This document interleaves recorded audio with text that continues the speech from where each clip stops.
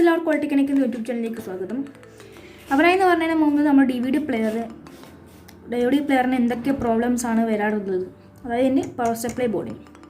ബാക്കിയുള്ള ഭാഗങ്ങളൊക്കെ നമ്മൾ പറഞ്ഞു തരും. അപ്പോൾ ഇത് പാർട്ട് 1 പാർട്ട് 2 അങ്ങനെയാണ് വീഡിയോ ഇടുന്നത്.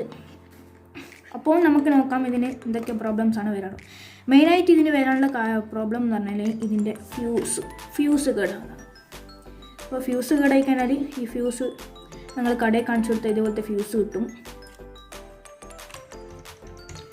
പിന്നെ രണ്ടാമതെന്ന് പറഞ്ഞാൽ ട്രാൻസ്ഫോമർ കേടാൻ സാധ്യതയുണ്ട്.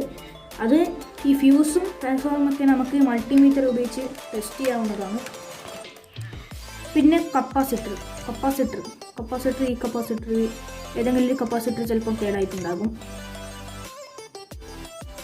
പിന്നീട് എന്ന് പറയുന്നത് ഡയോഡാണ്.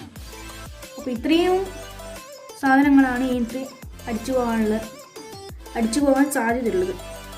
അപ്പോൾ നമുക്ക് ഈ കപ്പാസിറ്ററിന് ചെക്ക് ചെയ്യാം.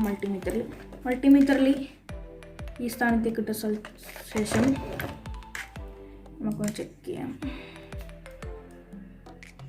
അപ്പോൾ ഈ കപ്പാസിറ്റർ വോൾട്ട് കാണിക്കുന്നുണ്ട്. അതിനർത്ഥം ഈ കപ്പാസിറ്റർ കേടാണെന്നാണ്. ഞാൻ ഷോർട്ടാക്കി അതിന് ശേഷമാണ് ഇങ്ങനെ കാണിക്കുന്നത്. അപ്പോൾ ആ കപ്പാസിറ്റർ കേടാണ്. രണ്ടാമത് നമുക്ക് ഇത് നോക്കാം, ഡയോഡ്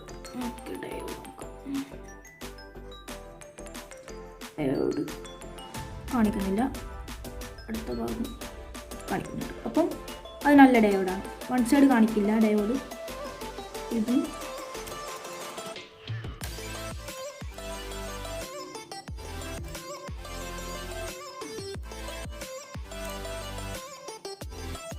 ഇതും നല്ലതാണ്. ഇതും നല്ലതാണ്.